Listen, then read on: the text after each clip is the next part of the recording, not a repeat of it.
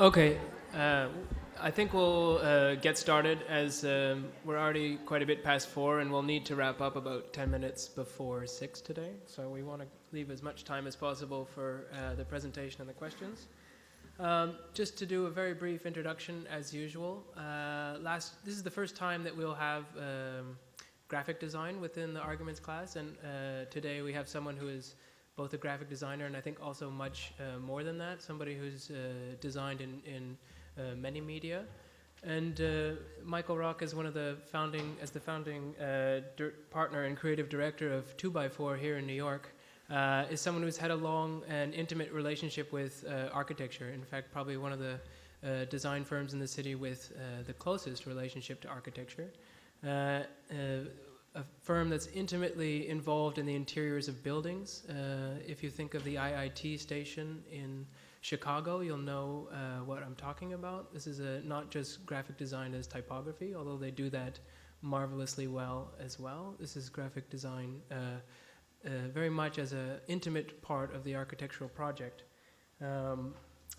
It's also, I would dare say, a practice from which architects have learned a lot over the last decade and a half. So it's in that sense that it's absolutely vital that he's here today.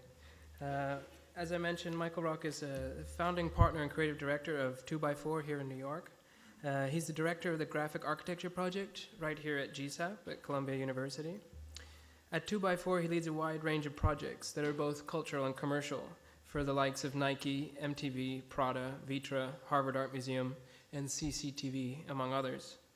From 84 to 91, he was Associate Professor of Graphic Design at RISD, at the Rhode Island School of Design, and since 1991, he's been a member of the design faculty, a professor at Yale School of Art. In addition, he's been a fellow at the Jan van Eyck Academy in Maastricht, the Netherlands, and is a contributing editor and graphic design journalist at ID Magazine in New York. And many of you will probably also be familiar with his essays. He's a well-regarded critic and a very influential critic. His writing and design has appeared in publications worldwide. He holds an AB in Humanities from Union College and an MFA from RISD. He's a recipient of the 1999-2000 Rome Prize in Design from the American Academy in Rome and currently serves on the board of the Academy. 2x4 has received many, many awards. In 2005, they had a major retrospective at the San Francisco Museum of Art. And the following year, they received the National Design Award in Communication Design from the Smithsonian Institution, which is the highest honor for design in the United States. In 2008, 2x4 was featured in a 12-month exhibition at the Architecture and Design Galleries at MoMA, here in New York, obviously. In 2009, the projects were exhibited at the Gyre Gallery in Tokyo. The catalog and book from that exhibition, which many of you have seen, is titled It Is What It Is, was released the past year. And we're all excitedly looking forward to a new book that's in the work called Multiple Signatures, and we'll see that hopefully in the next year or so. So without further ado, please help me welcome Michael Rock. Thank you.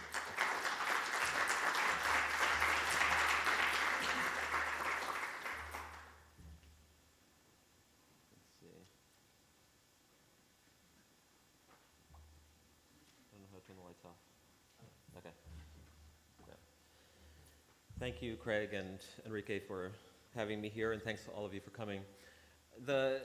My strategy today is to show as many things as possible, so I have to answer as few questions as possible.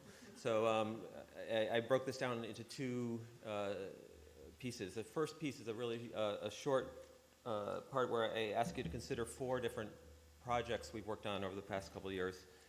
And then I try on the second part to set that trajectory in our own work against a bigger one, I think, that affects the relationship between design and the way that we practice design and the built environment. So project 1 is a project we started in 1999 with Rem Koolhaas and Ome for Prada. It's the Prada Broadway store. And part of the design of that project was a 200-foot wall, basically a city block wall on the north side of the store, which Koolhaas designated as to be wallpapered. And we'd taken that project over the past almost 10 years now with the idea that you constantly reinvent the shop through this application of the superficial. And the first was the floral pattern. This was a series of thousands of people holding up cards in a stadium to make these images, these little tiny faces that watch you while you shop. And you can see here we also imported these Chinese Caucasian mannequins to fill the store of these identical women. The next season, we imagined if those mannequins work at Prada at night, they live in this kind of Edenic world where they kind of frolic between fawns and butterflies. And so you kind of depict this other world of the mannequin. And so it continues on this story that plays out in the store with this just graphic application. Here we developed a brand for a parallel company to Prada called Gilt. And the wall is a kind of branding manual for the parallel corporation that even has its own slogans, its own television commercials, et cetera, that got developed in the store. And so each season or partial season, or actually whenever we feel like it, we kind of inject this new piece of content. Here are these gigantic oil paintings, and then later on covering them with these strange masks. Here, a kind of trompe l'oeil store that extends to the north, so everything before the wall is real and after the wall is fake.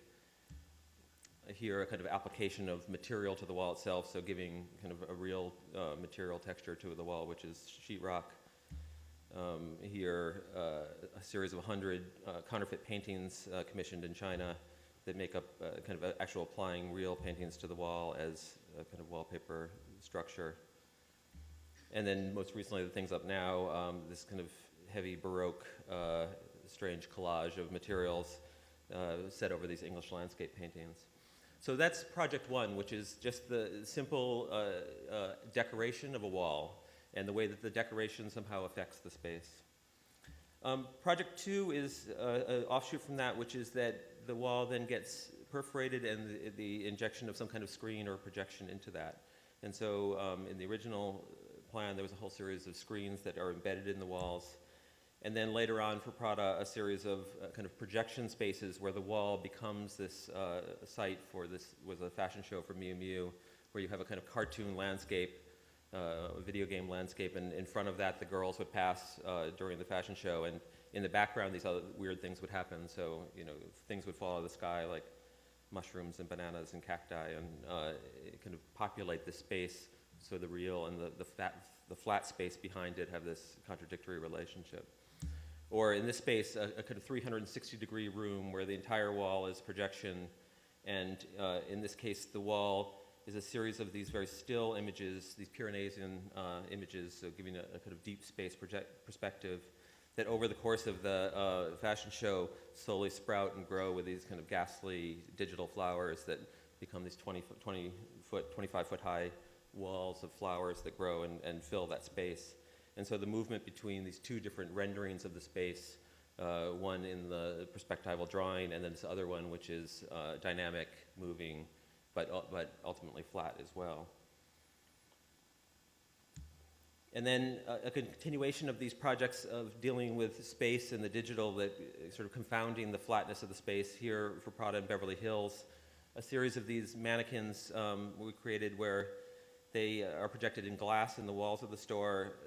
The bodies are made to receive real-time information, so every time the mannequin approaches the glass, they're written with new information. So it's a kind of creating a skin of fashion, which is the absolute latest information possible. And they appear in a kind of ghostly way in these frosted glass walls.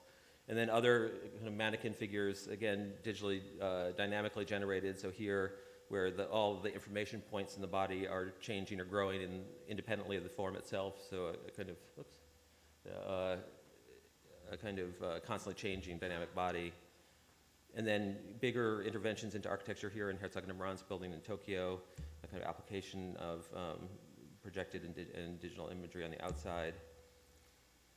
And then finally, the third set of projects here at Oma's Shenzhen stock market, where the skin of the building itself becomes informational, the typography and the skin of the building are inseparable.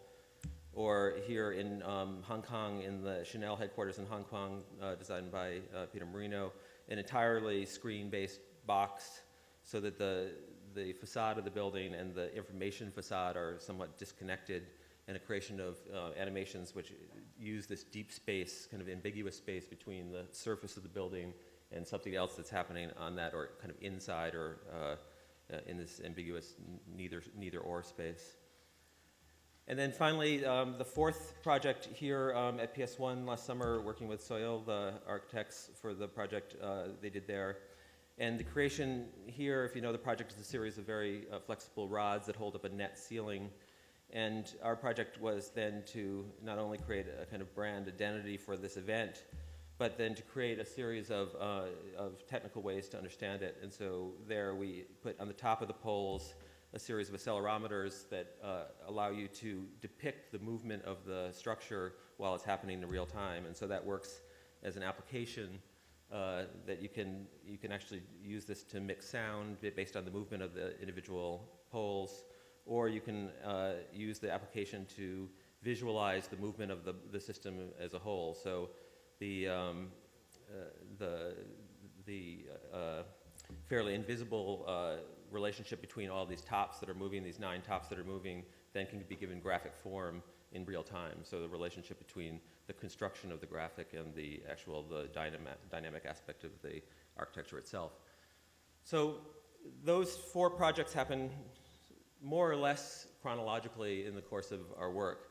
And I think that they start to talk about a trajectory in design also in terms of the way that these spaces, and we think of them as superficial spaces or wall surfaces, have evolved and changed over time. And so the way I want to talk about that is in a series of, I've organized the lecture into a series of 5 chapters, and to talk about these 5 different points where somehow the architectural space or the surface space is invaded by or punctured by the graphic space. And also by this overall movement away from the physical into something else, in the way that our work moves away from printed pixels on paper into something else, which I'm not sure how to describe, some kind of algorithm or program language. So chapter 1. I start this chapter with the early 19th century because and it's with the invention of steam-produced plate glass. And what steam-produced plate glass allows is for the storefront to become a graphic, very slow screen space that's an urban experience. And so if part of the flaneur experience of wandering the city had to do with an aspect of the interaction between the goods inside the shop and the street, plate glass facilitated that in a way that allowed these urban screens to come to being. And so here, the development of the arcade, remember the 19th century arcade in Paris, the Passage de Panorama, this idea of these series of panoramas which are changing both by the motion of the viewer and also by the slow changing articles in the shop floor. So this idea of these framed images on the fronts of buildings that became a kind of street theater, a way to animate the street and a way to interact with the architecture itself. And so it basically the invention of window shopping, this way of strolling and perusing and looking through the building into something else. And that for me becomes a really emblematic point of something which is extremely graphic in the idea of the composition of the window into something which is essentially architectural and urban. Next comes the invention of electricity and the electricity into the urban space. And that starts to change this notion of the urban screen or the frame. I love this image because I think it's like the perfect marriage of typography and architecture somehow. But the idea of the electronic typography as a kind of animation of the city, the famous Luna Park at Coney Island, early 20th century, a city of light where the city is defined by a series of light experiences where the buildings start to disappear in exchange for this almost outlined or illuminated diagram of the buildings in their place. And you also have the application of electricity to typography, which I think is also an important development in this relationship of the urban screen. And so suddenly you have not only the shop window as a kind of animating force, but also this kind of illuminated typography. And this image is always really strongly evocative for me, where the kind of glamour of the city, which is involved in fashion, electricity, product, typography, all kind of combined into one. So this first clip I'm going to show is the title sequence to the film My Man Godfrey. And I think it describes this very beautiful architectural space, which is purely typographic.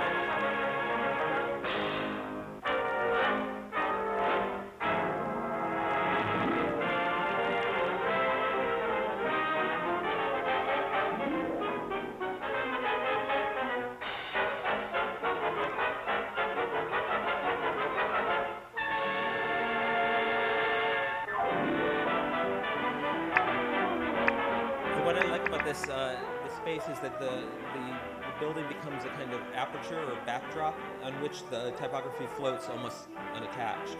And I think that starts to describe a certain development of this intersection of design and the city.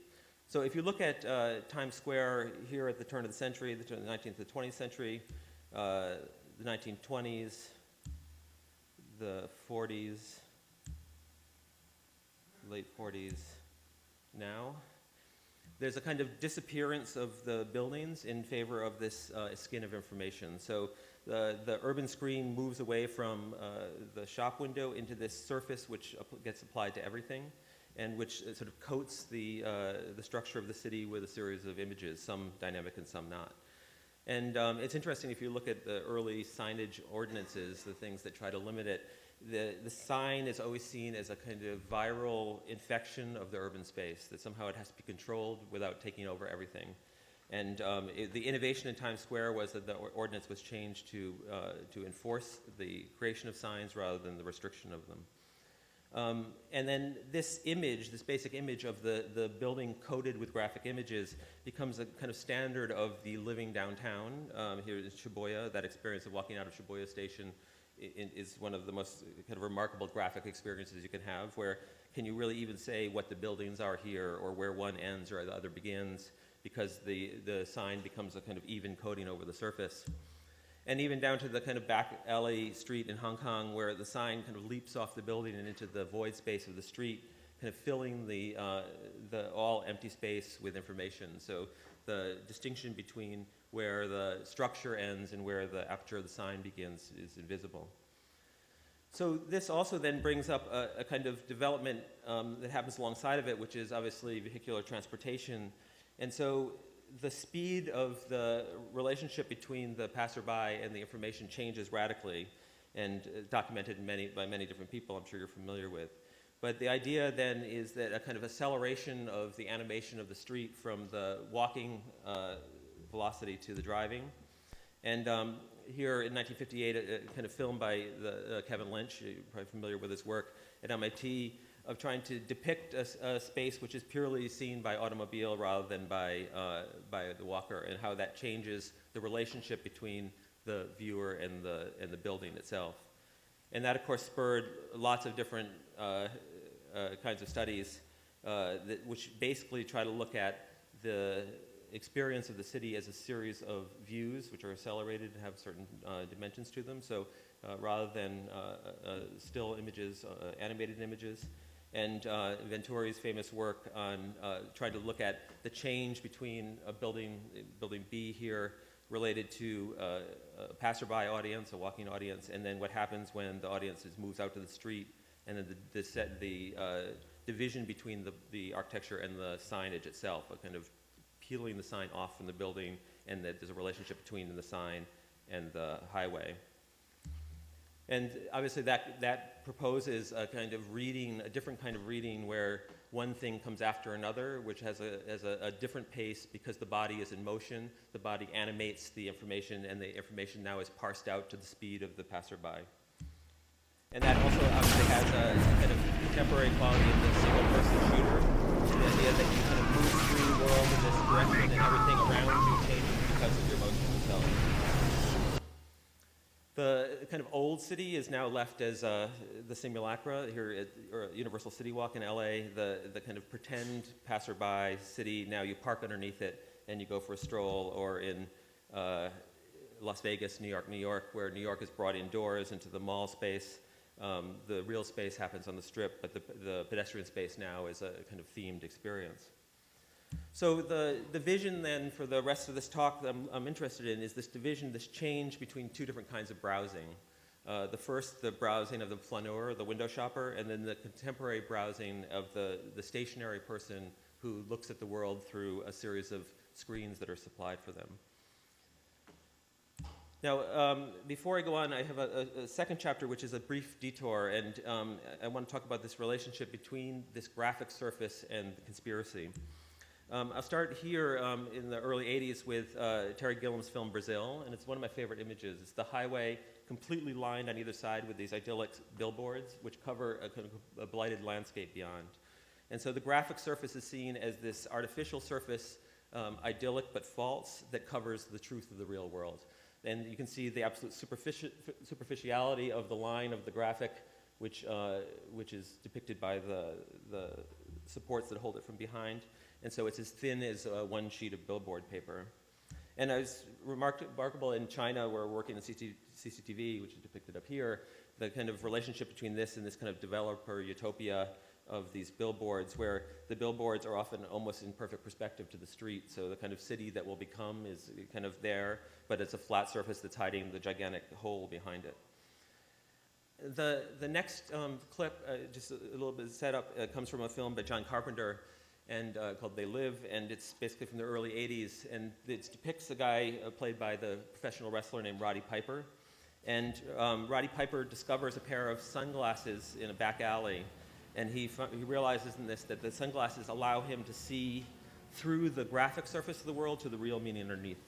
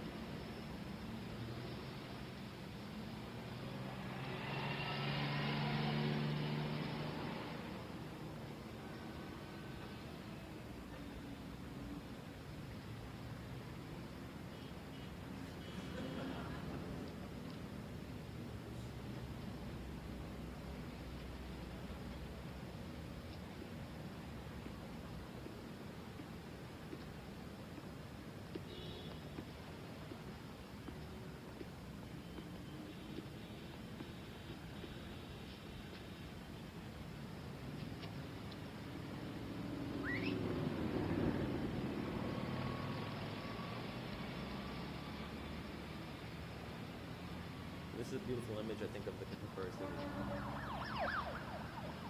Conform, stay asleep, submit.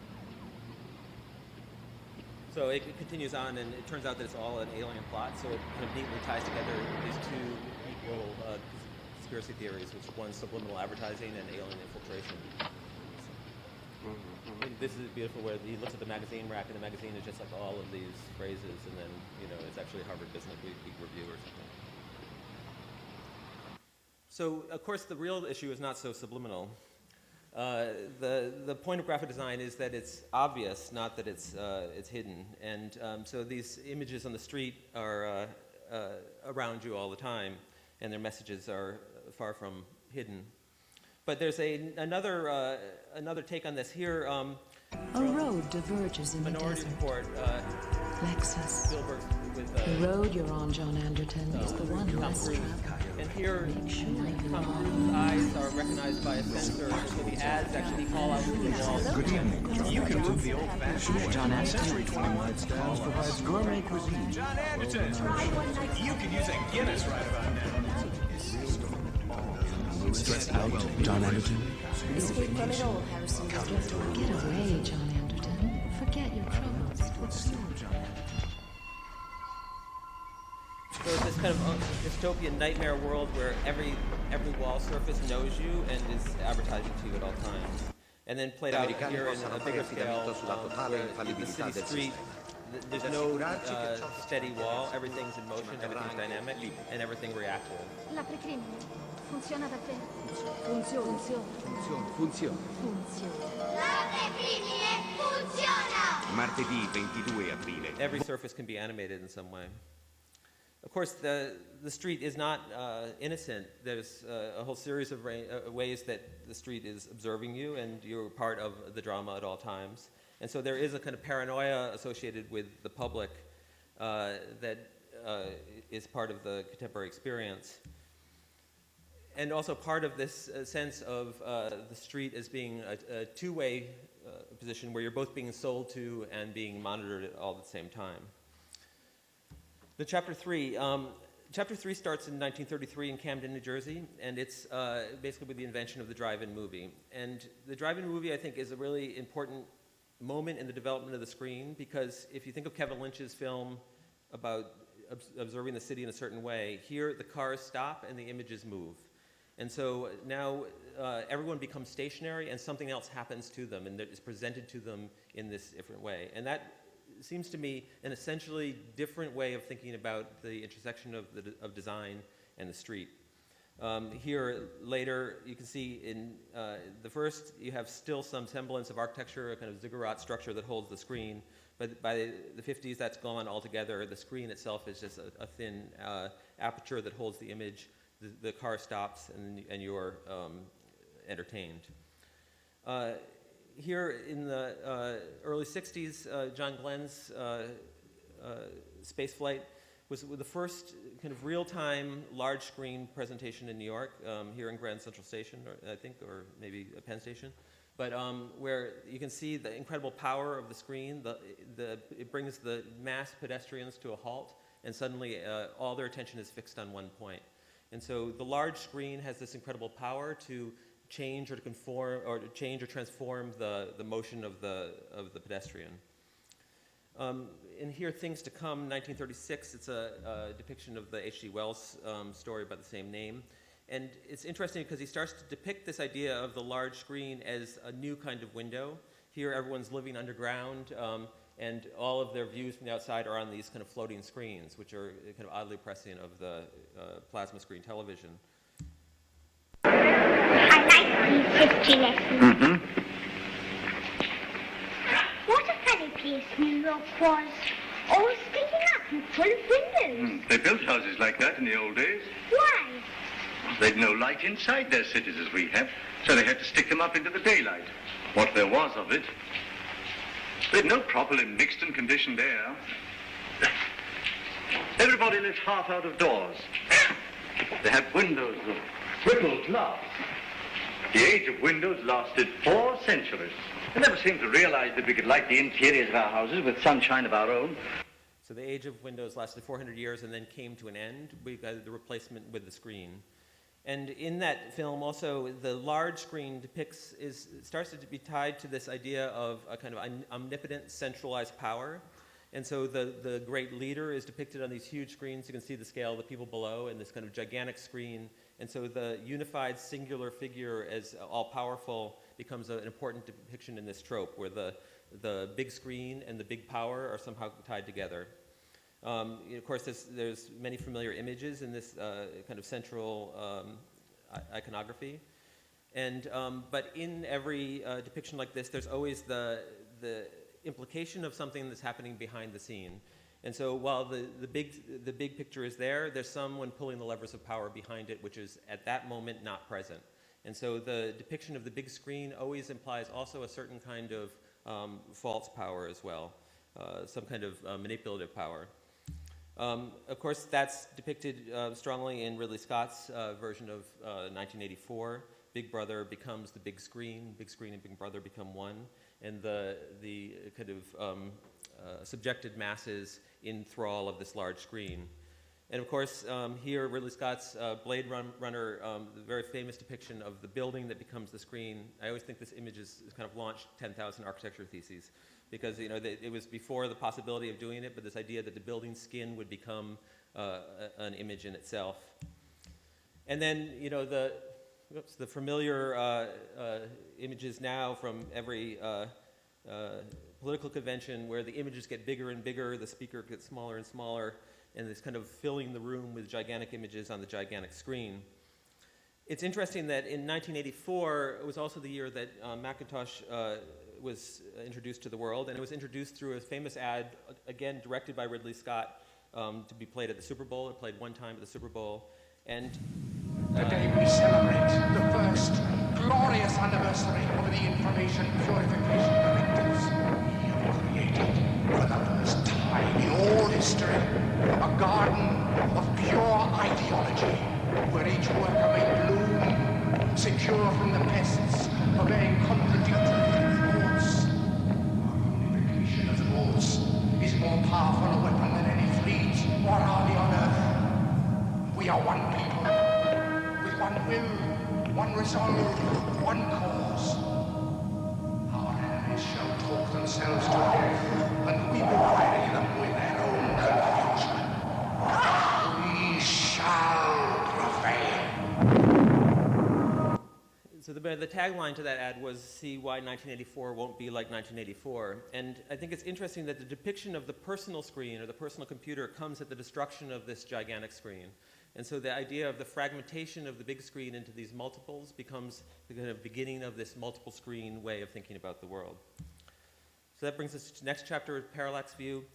Here I start in 1927, Abel Gantz's famous silent film on Napoleon, because it's one of the first films that tries to use multiple screens to depict a certain kind of reality. And Gantz's position was that the story was so broad and so wide-reaching that it couldn't be told in one screen at once. It had to be told in a multiple way. And so while most of the film is on one screen, when you come to the invasion of Italy, these two curtains would go up and these other screens would come on, and it would tell this kind of panoramic view, but not an attempt to show a single panorama, but a kind of pastiche or montage of images that your brain would take in at once and would give you a depiction of the grandeur of the experience. And so this idea of several things happening simultaneously, the audience is fixed, and that these multiple images are brought together.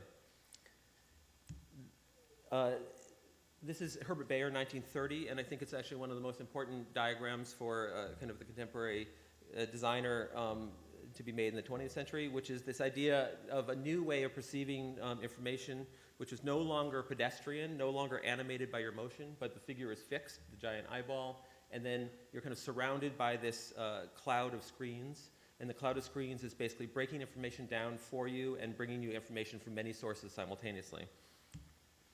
That kind of coincides with what's becoming now a familiar image of the man in the control room surrounded by screens, surrounded by controls, where the depiction of the world can be displayed out in multiple screens simultaneously. I think it's interesting that in '54, this idea gets played out in a beautiful way by Hitchcock in his famous movie Rear Window. And if you know the film, basically the idea is that Jimmy Stewart is a photographer. He's had his leg broken and he's stuck in his apartment. He can't move. And that's actually a radical idea for a film, because your protagonist now cannot move at all. So the whole film has to be told in some other way. He can't engage in the action. And so the idea is that Stewart is fixed. He's the fixed viewer. And then he looks out the back window and he sees a grid of windows on the buildings behind him, and each one has a story that he starts to put together as the viewer. This is the scene of the crime. A crime of passion, filmed in a way you have never seen before, and as no one else would dare attempt. But the screen's master of suspense, the producer-director who shocked the world with Psycho.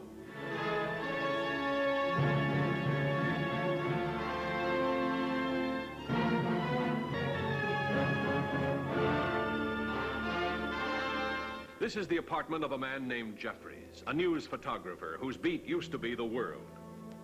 Right now, his world has shrunk down to the size of this window.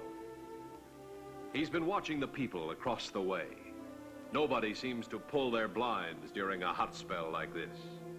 He knows a lot about them by now. Too much, perhaps. For instance, down there on the second floor, the woman pacing about. He calls her Miss Lonely Hearts. So lonely that even death seems like a friend. These are the newlyweds, on a honeymoon no one will ever forget. He calls her Miss Hearing Aid, an artist of a very odd and strange art. So what's interesting is that the Windows uses the the device songwriter to who separate plays the the stories, same melody but he has over to and somehow over bring them again. together into one. And so it actually has this very beautiful filmic effect as well. So the action is framed within the window in the way that the camera frames action, and there's an edit or a space between the windows. And so there's spaces that you can't see and spaces that you can. And the viewer, like you are in a movie, you're allowed to see certain things and you're not allowed to see certain things. And you have to basically surmise what happens from these fragments of information. So that idea of this kind of fragments of information which are recombined in the brain becomes a really interesting operative idea in the mid-century. So if you look at that Bayer diagram and then this diagram from the Eames in the exhibition for IBM called Think, you can see it's almost exactly the same structure even of this idea, where the viewer is surrounded by a cloud of images which are disparate but somehow brought together through the mind. They played that idea out, and I think the Eames maybe are the designers who took this idea in the deepest and most interesting way. Here in 1959 in the Moscow exhibit, which is a multiple screen projection called Glimpses of the USA, and this idea of this mass of audience on the ground looking up to the ceiling, and then the story's played out, the idea that the USA is too big a story for one screen, it's played out in this kind of array of screens above. And then again in 1963 in the New York World's Fair, this is the theater designed by Kevin Roche. It was an egg-shaped theater. You went inside, you sat in a chair, it brought you up on your back, and then you watched on the ceiling a series of images that played out on multiple screens. And what the Eames did here in the writing of this piece is that they equate the idea of the multiple screen as an essentially contemporary way that the brain works. So the theater itself was this container, but your brain being held in one position was the computer that could process all this information simultaneously. Ladies and gentlemen, welcome to the IBM Information Machine. And the Information Machine is just that, a machine designed to help me give you a lot of information in a very short time. It can help us look at things more closely than we normally do. It can pick out and give special emphasis to things we often take for granted. Or it can offer a broad perspective of morning in Manhattan.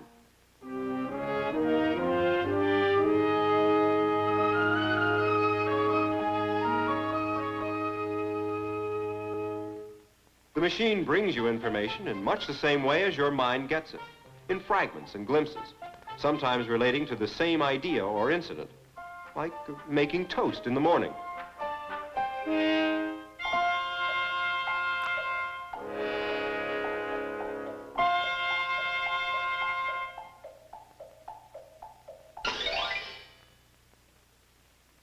Here's another example.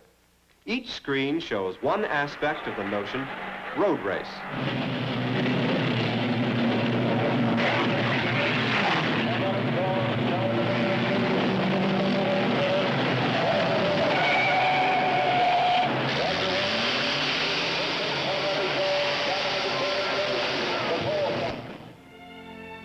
That's how the information machine works.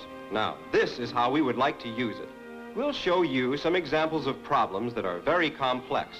And so it's interesting that the Eames basically not only show this as a display device, but really as a kind of methodology for thinking and as a way for breaking down problems and doing design problems themselves. So it wasn't only a way to entertain, but it was really a way to dissect the world or to pick it apart and to then deal with its component pieces.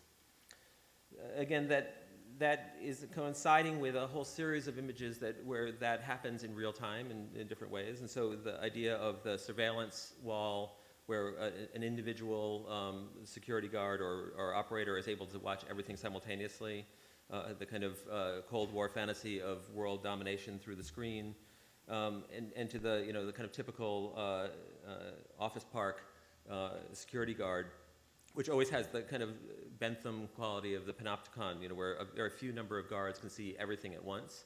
And so the screens themselves depict a world which is far-flung and diverse, but is able to be controlled from a single point. And then all the ways that plays out in kind of familiar aspects too, which is the screen and the multitude of screens starts to signify accumulation of information and then ultimately the accumulation of power. And so here, Charlie Sheen in Wall Street, early 80s, to the kind of contemporary hedge fund manager, which is being completely surrounded by an array of screens, which somehow indicates the idea that all information can be contained in one cockpit at one time. And then the kind of playing that out again in Minority Report in the kind of very physical way where Tom Cruise actually is able to not only have an array of screens around them, but manipulate them with his body.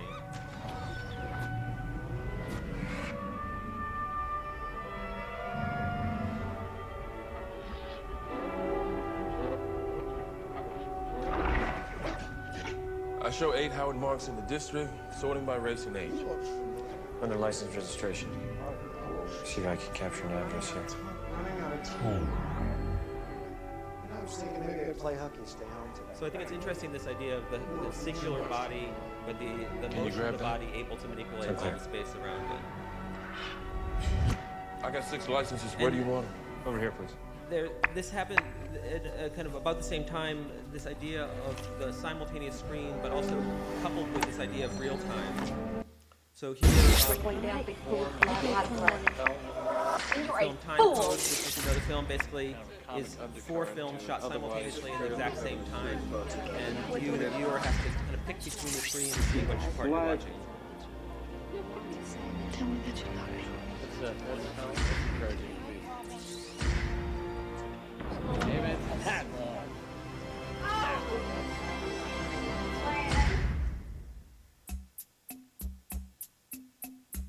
Technology has arrived. So the film puts you in the Digital position of the video kind of has surveillance operator, where you're watching everything simultaneously, and your brain then sorts out what's important and what isn't. The time code is the one consistent thing that ties everything together. Not the spring chicken anymore, so I think a little soft focus. So this is played out in an interesting way in the piece at MoMA a couple years ago called Sleepwalkers. First, I'll show you basically the Doug Aiken Sleepwalkers. This is the linear version of it.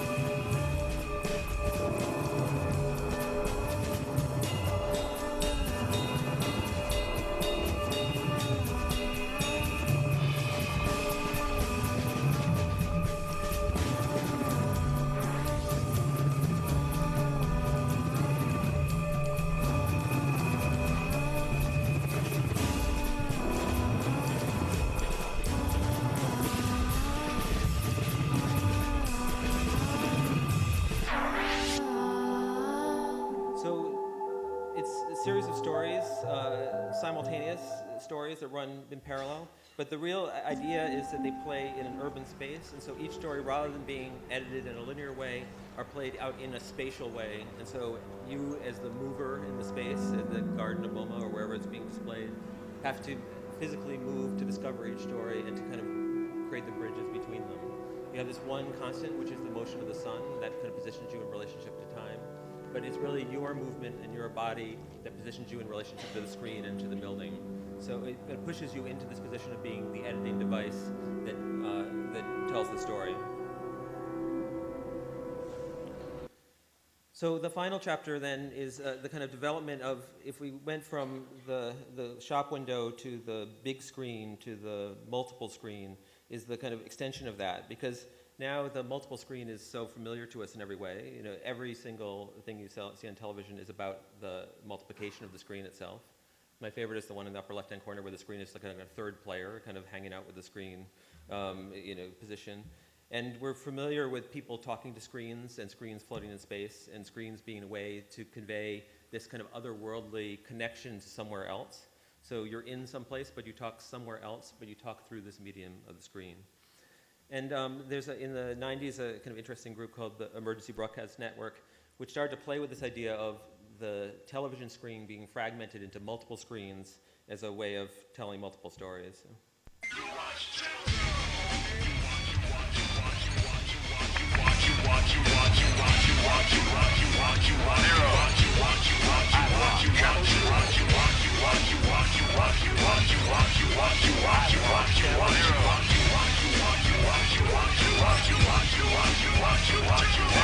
Unbelievable high-tech, multi-channel, multi-billion-dollar satellite transmission with 500 channels. There is too much television. We watch a lot of television. I have to say a word in favor of television. There should be high-quality multimedia entertainment, information, digitized television, broadcast signal up to satellite and down through a dish.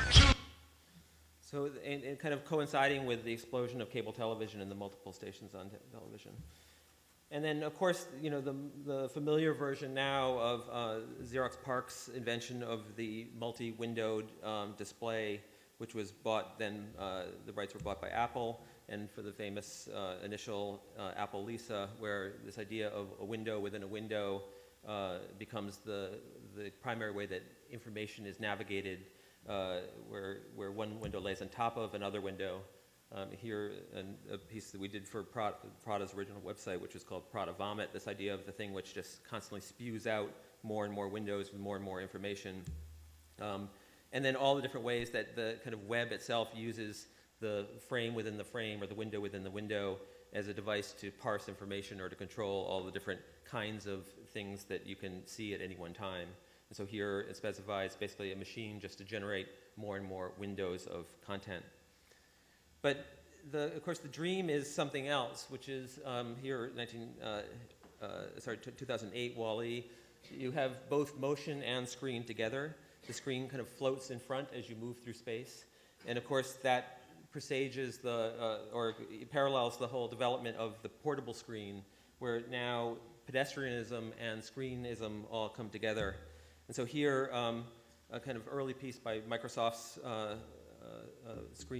hand-based screen called Zune, which is this idea that you have this device which you push through space, and then what's happening on the screen and what's happening in space are somehow related, so that something's going on around you and that's somehow affected by the thing that you hold. And of course then...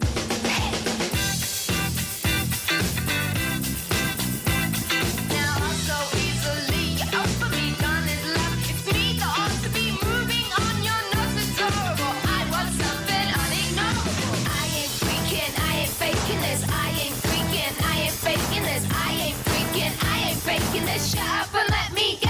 Hey! Shut up and let me go. Which probably explains why you have iPods and not Zunes at the moment. But this idea of the screen which now pushes into space and then it starts to affect it. In the next piece, I'm going to show you a little piece of the promotional piece by a Dutch group called Layer, which is experimenting with augmented reality. And I think what's interesting when you watch this piece is look at the position of the screen in relationship to the people using it. Augmented reality is a new mass media. It's where the real world is combined with digital information. You're going to bring these digital experiences into reality, and you're going to engage into reality with this new medium.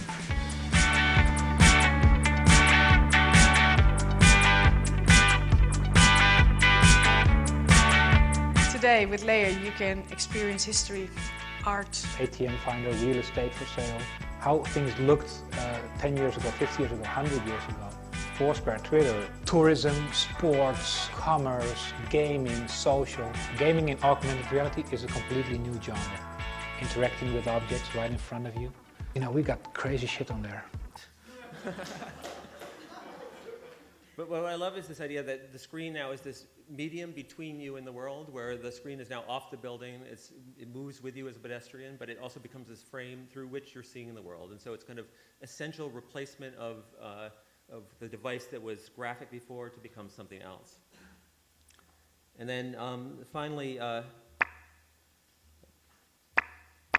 Hi, my name is Kevin Serafini. I'm a software developer on the SkyMap team.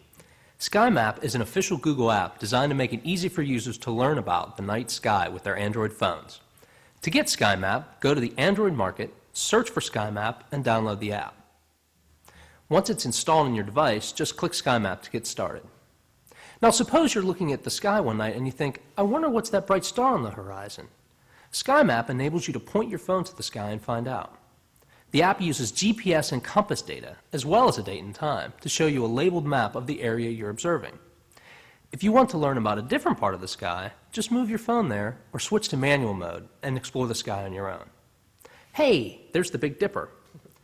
You may also want to find the location of a specific star or planet at a given moment. To find the current location of Mars, for example, click Search and type Mars. SkyMap will direct you towards Mars. And there it is. There it is.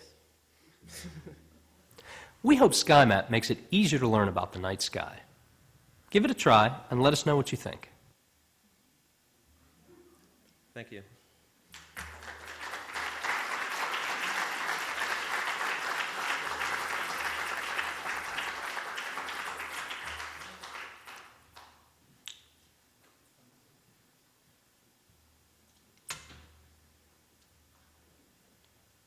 Go here? Yeah.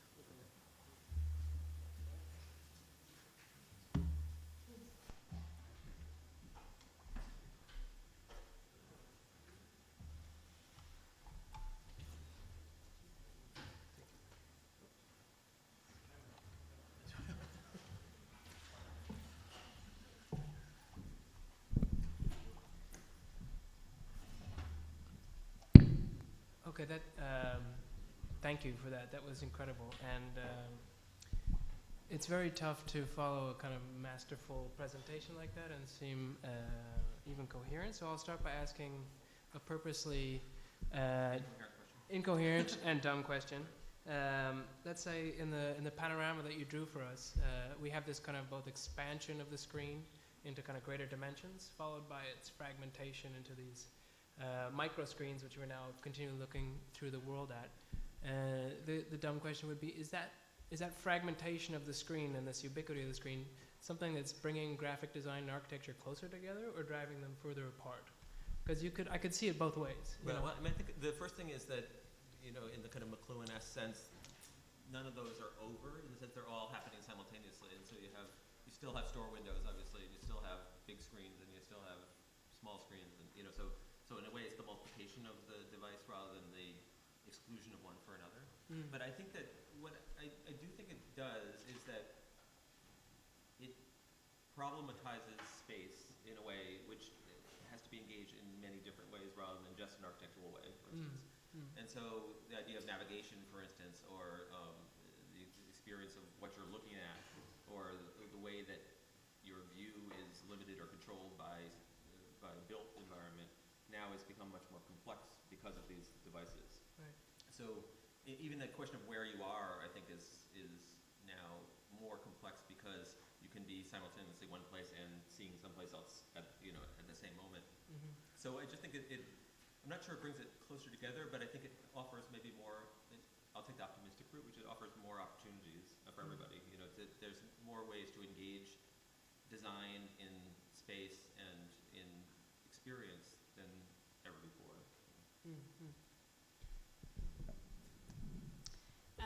I have to confess, I'm feeling a little bit at a loss because, on the one hand, I was totally dazzled and seduced by your presentation with all those beautiful images, but also as an architect, I guess I'm feeling a little paranoid. Not just because you talked about conspiracy theory, but also because there seems to be.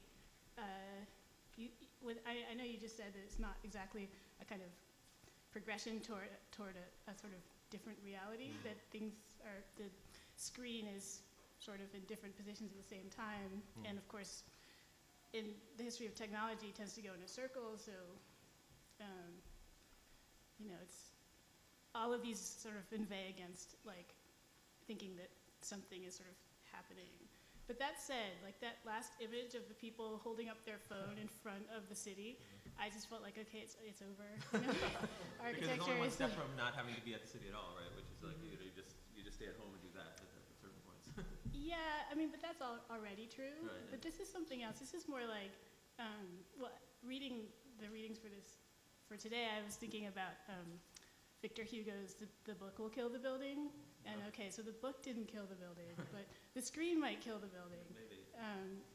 But either way, the graphic designer emerges in that condition as a kind of, you win, right? Because you're controlling what's on the phone, right? So, we're now your subjects. Yeah, well, and so I guess my question is sort of, what is the position that you're taking as a graphic designer in that condition, or? Well, I'm holding my breath for that to happen, but for our ultimate ascendancy. But I think that it's interesting. I was just thinking about architecture, kind of capital A architecture, and relationship to the kind of things I show, because I think that it's also quite resistant to some of these developments in many different ways. And so, I work with a lot of different big architects who make buildings which are important, and I would say in general the feeling is that an absolute resistance to any kind of imagery or data or things like that is somehow diminishing the effect of the architectural space somehow. And so, I think that purity of the architectural experience is still a big part of the rhetoric of architecture, I think, and these kind of interventions are seen as degrading or kind of diminishing, or worse, prosthetic, in the sense that they're filling in for some lack in the architecture itself. And so I think that there's a real tension, I think, in terms of that development, the kind of development that's happening all along, and this other thing, which is the development of architecture in a pure sense. And there's not many places where they intersect very well, I think, yet. Or very few architects who are engaging that as part of the rhetoric that they're working with somehow. So still, I think that there's a hierarchical relationship between the architect and the graphic designer that's still absolutely inscribed, and it's in most cases, unless you're going to go into like the case of the mall or the commercial building where it's driven by some other factor. But if you're talking about a building which is driven by architecture, the architect still has ultimate power to make those decisions over what happens that way, and I think and a general disquiet over that kind of introduction. And so I think when I look at that picture of Shibuya, there's no important buildings in that picture. There's nothing you would think of as an important piece of architecture there, because completely you wouldn't even know if it was there or not. So it's something else is happening there, which is divorced from making architecture or something, And so maybe it's more that the world is splitting between things that are pure and preserved as architectural experiences, and then the rest of the experience, which everybody else is having all the time, or something. And do you see yourself as a bridge between those two worlds, or maybe not yourself? Yeah, flimsy bridge maybe, but I think that the do architects see you as a kind of friendly person on the other side? Well, I think I exhibit a love of architecture, so that's always it makes me okay. But I think what I see myself as trying to exploit the space that's opening up in there. That there's a place for development that can happen, and a place to expand the way that a designer can interact. And so, I've been lucky to work with some people, obviously with OMA, where they've taken that as a really important part of what they did. So IIT, obviously, the development of the superficial parts of IIT was an important part of that whole project that was, from the competition phase, part of the idea of the building. But there's not many opportunities like that if you're someone like me, so you have to kind of pick them out, or you have to try and develop them on your own and kind of trying to find places to develop those things. I think that's interesting. One of the arguments that was really kind of striking and embedded in your talk is precisely about superficiality, right? Part of your argument about pointing to these, pointing very comically to the sort of paranoia conspiracy theory is that what the conspiracy theory leads you away from is precisely the surface, and looking at the surface in all its kind of strangeness and presence. So it seems that superficiality as a kind of argument is one of those terms that has both architectural and graphic at the same time, right? It's one of these kind of ineluctably mixed kind of surfaces over which, regardless of whether one wants to defend a kind of purist position for architecture or a kind of hedonistic position with respect to media, those two things, that's going to be a kind of ineluctable condition that one is going to have to confront. Well, I think it's interesting because the whole notion of conspiracy theory in images is that they aren't what they are, they're something else. So you're supposed to disregard what you see for what you can't see. And there's a very famous book called Subliminal Seduction that was developed in the 60s, and he's the guy who basically developed the theory that in the ice cubes in a glass of gin and an ad it says sex, or he had a famous one that had a plate of fried clams that he claimed depicted an orgy. So it's sort of like these kind of this absolute like fetishistic reading of these things, which were clearly a plate of clams, but if you kind of carefully traced around it, you could make these wild concoctions from them. But what's amazing about that is that that way of reading the world really stuck. And if you talk to most people now, most people believe that there is some kind of subliminal seduction going on in the world in advertising, even though that vast conspiracy that would take to do that has never been revealed. No one's ever come forward and said that they were part of it or anything like that. But the basic idea that somehow is a secret way of making you do things. And I do think it's exactly that, and it's one of the things that I think that really is operational in our work, which is that we're really interested in the fact that these things are appliqué. They're applied to surfaces. They're about flatness in a lot of ways. They're about the kind of the absolute paper thin aspect to it. But on the other hand, you can engage lots of subjects through that flatness. So, but I think it's interesting because architecture is also fairly resistant to reading in that way. And there's a famous case in China now in the CCTV where Koolhaas was accused of making a sexual metaphor in the building, and by polling, a vast number of people believe that now that building depicts this kind of crude sexual thing, and that's become a kind of common reading of the building. But clearly, who would ever make a joke at $700 million, whatever it was, It's like, it's a very awkward way to make a joke.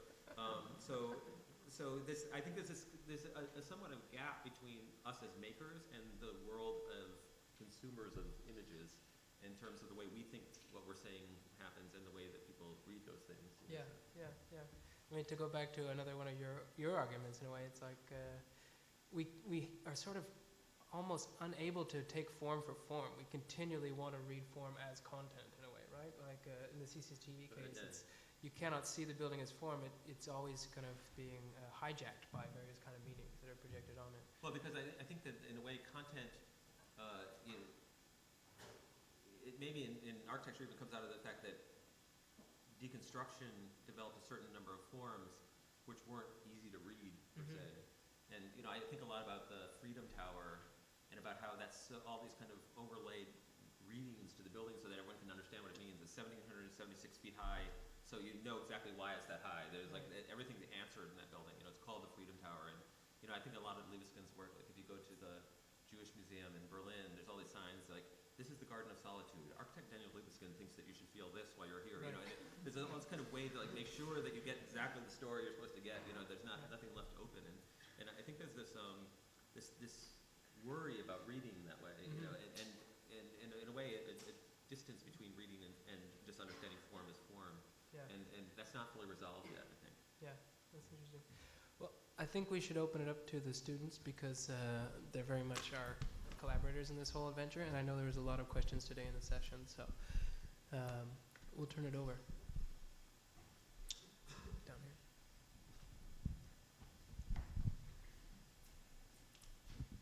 Hi, I'd like to thank you for coming, first of all. You mentioned that you're interested in the idea of these surfaces just being applique, but then the one example in that one product store where you guys actually put like stone and it had this kind of three-dimensionality, so it kind of registered as something real. Do you think personally, did that have a different effect in the space? Like afterwards, did you see a different character in the space when there was actually a texture to it and there was like a dimensionality, at least like a couple of centimeters? Right. Yeah. And that's interesting because the way that was done is that we kind of stuccoed on top of wallpaper, so it was kind of the reverse of normally putting plaster down and then putting wallpaper on it to reverse that process, in a way to give a thickness to that surface. And I do think that it creates a kind of different weight to the space when you have something like that. Because that space always, it's a very flat surface and it's depicted in different ways. But we've tried to deal with that aspect in lots of different ways in that store. So sometimes we do it visually by creating perspective. So you create false space. Sometimes we create real space by adding thickness to it.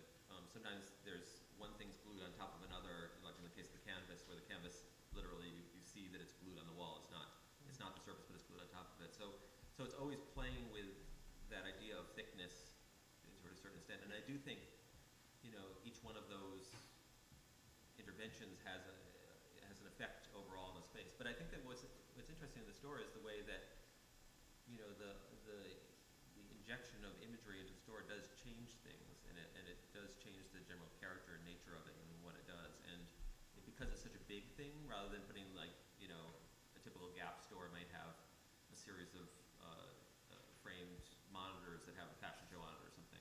But because it's so big and it's so much part of that wall, I think that it has this kind of effect on the whole space that changes the character of it, which is, I think what part of the architectural idea was.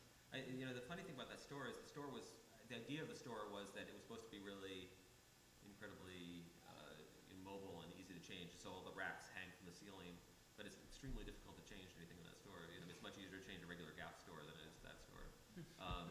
Even changing the wallpaper is a monumental task because you have to, close the whole store and take everything out. And so these things which are supposed to be, really dynamic and easy to change are actually really slow and labor intensive. But I'm just interested in this idea, the way that the injection of the graphic into space affects your experience of that space. I had another question similar to what you just said. You kind of said that you've realized that those large-scale graphics have that much of an effect. Do you think that's the chief reason why recently, in the last maybe decade, architects have taken to bringing in environmental designers and graphic designers on that level of intimacy with the project? You said like OMA and Bruce Mao for the Seattle Public, and also projects that you've been interested have been involved with. do you think that's why they've realized that if they leave that, you know, up to the client after the fact, it could have a very negative effect towards their personal agenda, so that's why they've kind of come to the conclusion that, okay, we're just going to like define this and we're going to make sure it's done well, because it could have such an effect on the reading of the space? I think the first reason is because it's cheaper than architecture, and I think that it's, you can cover a big area that if you did with material or detail, it would be a lot more expensive to do, and so I think that that's the primary driving fact, which is that you can have a big effect for lower square foot costs. But I would say that if you talk to Rem about it, he'll say he's really dubious about this kind of injection of art into architecture all the time, and in a way it's insulation against that, because by claiming that wall as, you know, quasi-changing architecture space, it avoids having art put on it. And so, you know, in a way it claims the space as part of the architecture in eternity, and I think that, so that's I think another argument for it, and I think that's in line with what you're saying, which is that it kind of, it is constantly claiming space to be in control of and to keep that as part of the architectural story rather than something else that's put into it. Because inevitably, if you have a big blank wall, then someone's going to go and put something on it later on. So. Right. I mean, I was struck by the way when you presented it, the fact that you also folded in Venturi to the narrative.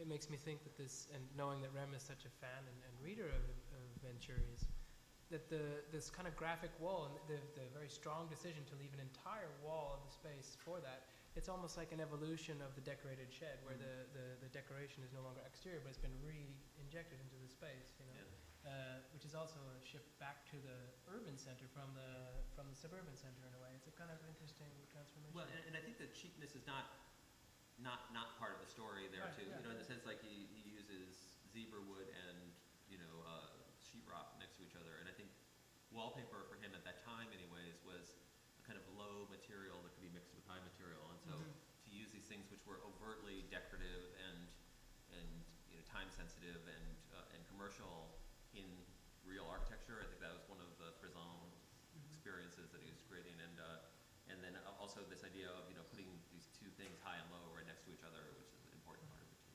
And sorry to keep dominating the conversation, but was it understood as a screen when it was described when you were working in the first cases?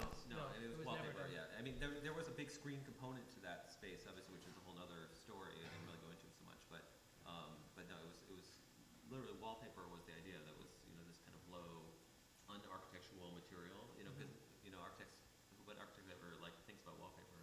Right. So it's, you know, to put this thing which was seemingly toss off low and have it such a strong position in the story. Yeah.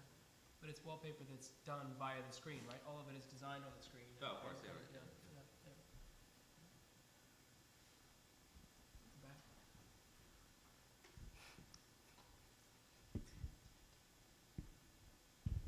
I have a couple of questions about like your presentation, particularly superficiality, and then the case in the Shibuya, you know, graphic design, architecture just kind of merging down, and also like just theoretical issue.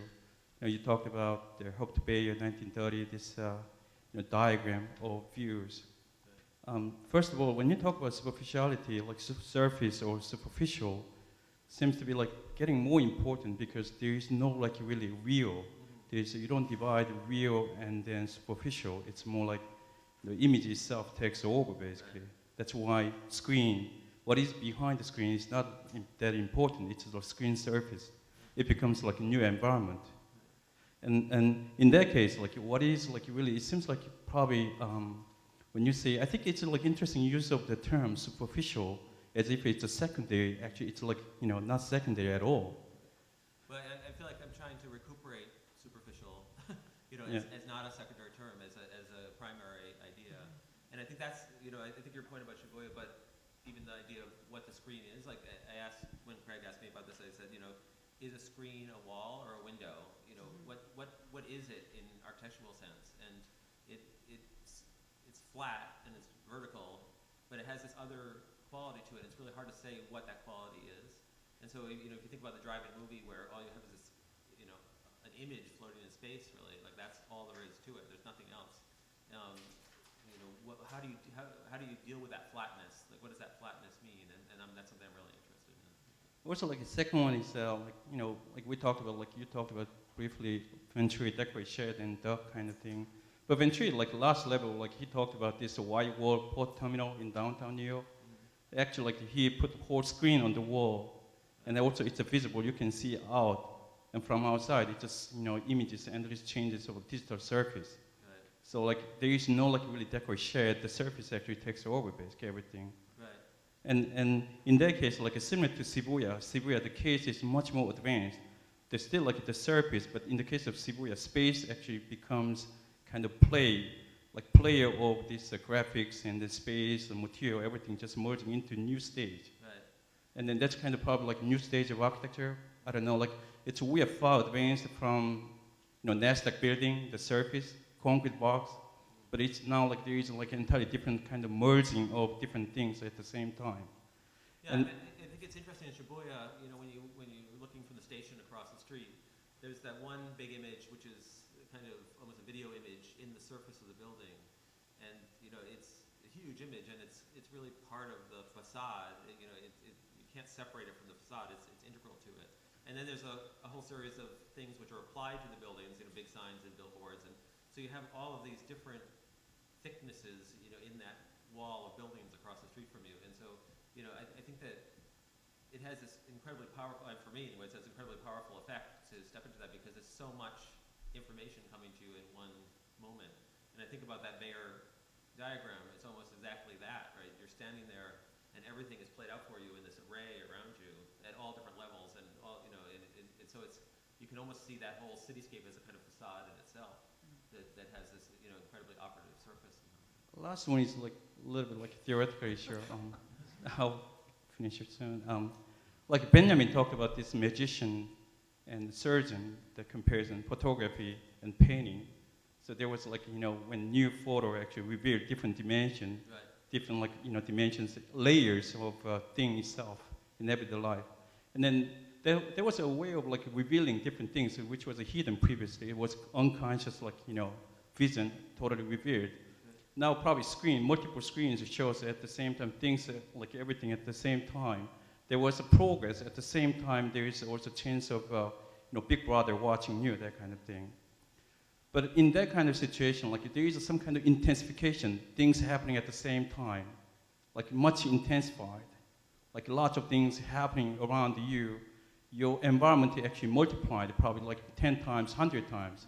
The stimuli goes like total, like probably like a rich of our experience, so it becomes something else. In that case, we become selective, right? So you mentioned there are lots of screens, so we choose certain things. Right. We collect information. But in that situation, isn't there kind of like a risk of like, you know, Frederick Jameson type of, you know, schizophrenia?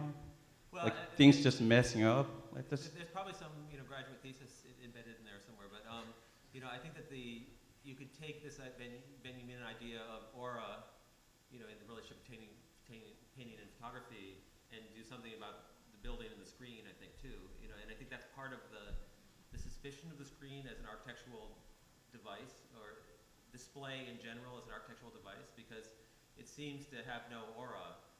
It seems, you know, it's there, but it's not there, and you know, it can be on or can be off. It's ambiguous as a thing, and that lack of certainty around it seems to, I think, be really contradictory to the nature of the building itself and how it works. And it ties in a little bit to what this other guy was saying, you know, about also what can be controlled by the architecture and what can't be, because in a way the screen is uncontrollable as a form, because whoever comes along next can put anything on they want on it. So it's, you know, it's this hotbed of uncertainty that's like embedded in the middle of the building. And so, you know, I think there are buildings that have used it to their effect, but oftentimes it's seen as something which is a moment of uncertainty. So, you know, whether it promotes schizophrenia, I'm not sure, but you know, I think there is an aspect of fragmentation, certainly in that experience of the world, which is so broken down to discrete elements.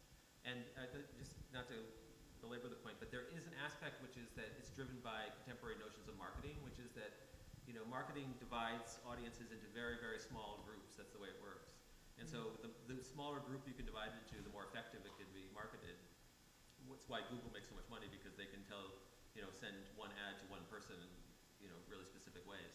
So that idea of fragmentation of the market and creating a certain thing for a certain person is only the extension of that kind of fragmentation of information in general, I think, where now when you look at Google and I look at Google on this exact same search, we see two totally different things because it's constantly recalibrating for the person using it. And so that's the kind of next step in that, where not only is the information broken down in all these different pieces, it's now personalized for you at that one moment. So we get closer to the Minority Report, the ads calling out from the wall, telling you exactly what you want.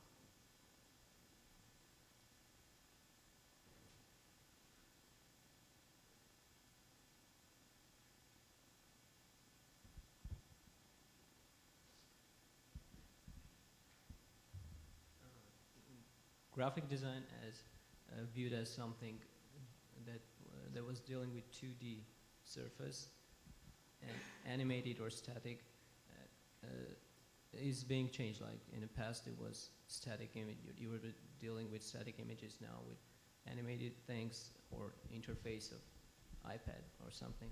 How do you feel about this change, and what do you think is the next step? Well, I think it's. I mean, in some ways, I'm really super optimistic about it because, like I said, it opens space in a certain way. That it opens new space to work in. In another sense, it's kind of like if you studied architecture and then 10 years into your career, you realize that you had to go and make something for cakes or something like that. You had to become a cook. It's like the medium you're working in is changing so radically. It's very difficult to ever be masterful in it. And I think that that's an interesting position to be, which is that you're, at least in the way that we're practicing design now, you're constantly pushed into an amateur state where you're trying to invent how you're going to work in this new medium. And so, we might feel that we were,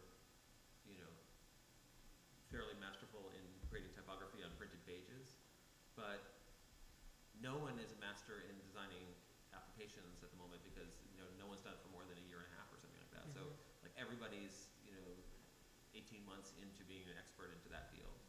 And so you have these fields that keep emerging and developing, which require design. I mean, I think that I absolutely believe that the whole interactive media world absolutely needs really good design to make it work really well. But you can only learn to do something by doing it, and you can only do it as you have the opportunity to do it. And so, it's really interesting to be at the beginning of these technologies where the whole code of it and the tropes of it are not established, and that every time you do it, you have to kind of make them up for yourself, And so, no matter what in architecture, you have thousands of years of architectural history informing what you do. But when you're designing applications, it's a few years of history, and so the newness really is both liberating but also frustrating, and so you have to put yourself in that position. So if you like that and you can embrace that, then it's a really great time to do that. If you feel uncomfortable about being kind of stupid at what you're doing, then it's not a good profession to go in. Because everyone's stupid all the time.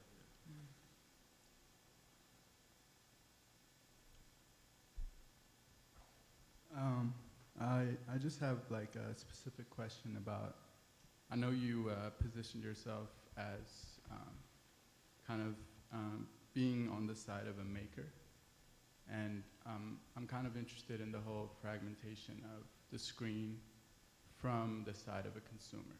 Like, what is the right way to consume now? Like, I mean, you were talking about how, the computer is evolving really fast and its ability to process is evolving, but our brains are not evolving as fast. So, like, does the computer continue to multiply and, our ability to retain information dwindle? Or, like, how do you do you even consider that, or do you fold that into your process as a maker? Or? Right. I mean, I would like to try to think that we engage it in a critical way. I mean, that we don't discard it or embrace it, but we try to take it into account. I think that the difficulty in the contemporary condition is that the money for development of new ideas is almost entirely driven at the moment by private money and almost entirely through marketing and advertising money. So, I mean, Google's doing really interesting things, but that engine is driven by a gigantic advertising company. That's what they are, And so, the only thing that you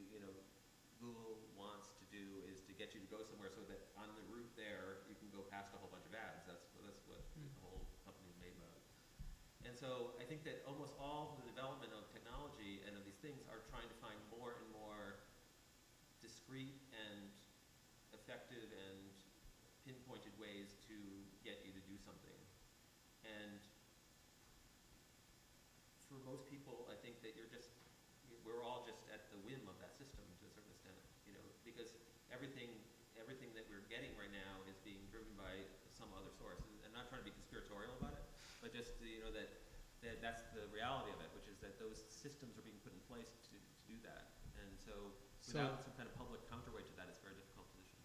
That eventually leads to that whole like lobby situation and Minority Report, right? Right. How do we try to fight that from happening? Or? Right. I mean, yeah. So the question is the lobby condition in Minority Report where, you know, you're walking down the street and the street knows who you are and they're telling you what you should buy? If that's dystopian and worrisome, then what is the position of what's the contrary position to that? And that's a really difficult area to stake out, because I think that, you know, if you think about it in the kind of Negri idea, there's no outside of that system. You know, there's not a system that you're outside or you're inside. Basically, everything's inside at this point. And so the system is so tied up into the technology development and the development of display and everything else. You know, all those things are, you know, a really large interdependent system. So, you know, your personal forms of resistance, you know, you could not use the computer, you cannot do things, you cannot watch TV. You know, you can certainly make all different kinds of personal forms of resistance, but can you resist on a systematic level? I'm not sure. Yeah, I try not to think that we're purely operatives in that system, even though, of course, I'm working for Prada, I'm working for a luxury brand. You know, our work is basically helping sell clothes. I have any illusions about that. But what I try to do is that in the process of doing that, to also create a narrative for ourselves where a certain exploration is happening, where we're developing certain ideas parallel to that system. So I try to use that as a way to fund and to move forward another form of our own research, I guess. So. To pick up on that, I mean, I think it raises an interesting question, your reference to Negri and there not being a kind of outside. One of the things that we looked at in the last year was the practice of AMO and the way that as a firm, OMA, AMO, you could argue in a similar way, recognizing that there's no outside, did a kind of internal division and created a split where there's a practice that's more based around the making of architecture, another that's more about research and freeing up a kind of larger speculation. And I know that AMO actually has relations to 2x4, so I'm interested what your position on that is, and also if you could tell us a bit about how that relationship evolved, because I know that you're intimately involved. Well, I mean, just for full disclosure, I was kind of a partner in AMO when we first started, and the notion of AMO when we started it, was that we were all collectively doing a lot of work on architecture projects which had nothing to do with architecture. And, you know, we were doing a lot of research and, you know, creating all this diagram work as ways to try to understand the problem. And it was really a simple thing saying, could we create an organization where that process could be monetized as well as the architecture process? So we said, like, you know, we're spending all this time, can we go and make that, you know, something you could actually buy? And, you know, of course, but that was a way to say, too, that to value thinking and analysis as well as making, and that the thinking and analysis had a kind of independent value for whatever purpose. But AMO was never not complicit in the sense that it was, you know, it did all kinds of projects which were tied up in all kinds of organizations, and, you know, and you can, you know, say in positive ways or negative ways, but it was, you know, in some ways neutral in terms of its political position, I think, you know, and maybe that was actually one of the problems with it. Except unless you say that analysis in general, critical analysis in general, has a political position, but, you know, we engaged in lots of different kinds of projects at the time, and we were really interested to see if this architectural way of thinking had a scalable future to it. You know, I think that the position of AMO now is a little bit different. You know, it went through many different changes, and now I think that it's engaging in a kind of research into big problems that somehow defy the scope of either Yeah. And I think that's actually maybe an interesting development for it. Right. It's taken on, I think, more critical problems recently. Mm-hmm. I'm interested in this question earlier about pervasive technology and how it talks about that intersection between architectural space and sort of the purity of the architectural space and the authenticity of the experience that technology can influence. And I'm interested in this question you posed at the end, just where am I is a difficult question, and it suggests that we can inhabit multiple realities at once. And so part of this is, as you're taking in all this information, maybe there's something that you can't inhabit that at some point we're going to lose.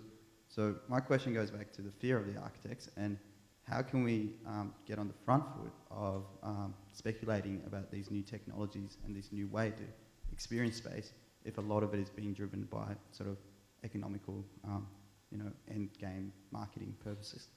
Maybe that actually starts to be an answer for you too, which is a way to incorporate that technology into your own work in ways which applies it in new ways or different ways. And that maybe is one form of resistance, which is to try to take in the same way that like a lot of technologies we use now were originally developed by the Defense Department, and now they've applied to all different things. Maybe there's ways to take things which are developed by the advertising industry and apply them in interesting ways which are quasi-architectural. When I go back to that augmented reality thing, by laying the screen over the landscape, right now what it's telling you is like where a coffee shop is and how much the room at the Hyatt is and where you can buy an apartment. It's just like a sales tool laid over the city. Yeah. But certainly that's a content problem, not a technology problem. The technology itself actually could be like extremely interesting. It's just that right now the people who have money to apply that are people who want to sell you coffee and gym memberships. But I think that the technology itself has incredible implications to it, I think. And even if you think about the idea of a window which is adding information to the view, already that sort of suggests incredible things. And again, this goes back to your point, which is that we're at day 365 in this technology or something like that. Like no one really has even worked it out yet what is going to happen. Mm-hmm. So I think we have time for one more because we're actually slightly early, and it looks like we have an eager speaker here in the front. So. I was pretty surprised when in a presentation that was almost 15 minutes or 20 minutes by a graphic designer didn't show a single printed page. It's pretty counterintuitive, and instead of that claimed something like I work on screens because the flaneer, the guy who wanders around the city, basically consumes the city through screens, basically implicitly saying that you're designing types. The flaneer has a type of city implicit in the way the city is consumed by that his gaze, and therefore you're implying that actually my work is to design the city rather than design the layout in a page of paper. And I was wondering why? Because one feasible answer would be this is a question of the relationship between graphic design and architecture, but your work laying out information in the architectural culture has been it's fairly well known, and the role of any magazines, for example, is key to understand how the cultural architecture has been framed in the last year. So I've been really curious about that, and I also want maybe if that jump of as a graphic designer to take over the city or the design of the city has to do with the fact that architects are taking over the space of the graphic designers. In the conversations we have here a few days ago, Tom Weaver claimed that architects, students at AAA know perfectly how to talk about layouts and editing magazines where they don't know anything about architecture anymore, or Sean, the partner of OMA in New York last year, claimed that AMO is basically is basically actually translating complex documents so public can understand them and put as a kind of example the work on the road 2030 in Europe as basically a problem of producing a book that can be readable. So why there is no pages in your? Well, and it's interesting because that AMO project, literally, the commission called for them to create a graphic narrative. Like that was the deliverable to sort of tell a story in this graphic way. And in some ways, I think you could say that AMO is a graphic design studio as much as anything. It's a way of visualizing complex data. But just going back to the beginning of your question, because I think that the dichotomy, or I'm not sure if dichotomy is the right word even, the comparison I was trying to draw was between the flaneur and the browser, you know, and that these two different ways of moving through space, but both of them oftentimes tied to shopping, tied to these other ways of experiencing and moving through space. And you know, I think that we still are interested in the printed page, and I would say that Prada is a kind of very large printed page in other ways. You know, it's an unusual format, but you know, when we first started doing Any, it was really this magazine where, you know, 2,000 copies and no money, and so it was kind of, you could do anything you wanted because no one really was watching you. And so we just kind of did whatever we wanted month to month. And I think Prada's kind of the same thing, which is like this big place to work out visual ideas, and it's but print ideas, you know, essentially print ideas. But the reason that I didn't really go into that today was just because, I guess, for this class, I wanted to try to talk about how our practice engages in this weird in-between space. And I think it's something strange about our practice per se, just because we occupy that space right now. And that space wavers back and forth between a kind of printed flat surface and this other, you know, algorithm surface or something like that, you know, and the relationship between the two. I don't really have a desire to design the city by any means, but I think that that space is contested, and I think you bring up a really good point, which is not contested by just the graphic designers going into it, it's also the architects going into it. And you know, I mean, I teach a class here in design, and you know, people are, I think, interested in that way of working and talking, and in some ways, because it's a faster way than architecture, you can get ideas, you can make ideas and make points very quickly, and also because architecture is, you know, a lot of the important ideas in architecture, if you think about them, are graphic design ideas. So Superstudio and Archigram are highly graphic ways of expressing architectural ideas, and even on things that were never built but had incredible power and effect on the world of architecture. So I think what Jeffrey and Alba's doing with Volume, and what Amo's doing, and what we're doing, and a bunch of people is trying to occupy that space, which is somewhat between the printed space and the space, and still have it somehow effective, able to communicate ideas, able to be influential, but it does, I'm just not sure what to call it, I guess. Well, I think that's a graphic texture. It's a perfect way to end it, and just to say thank you again for a really provocative set of ideas. Thank you.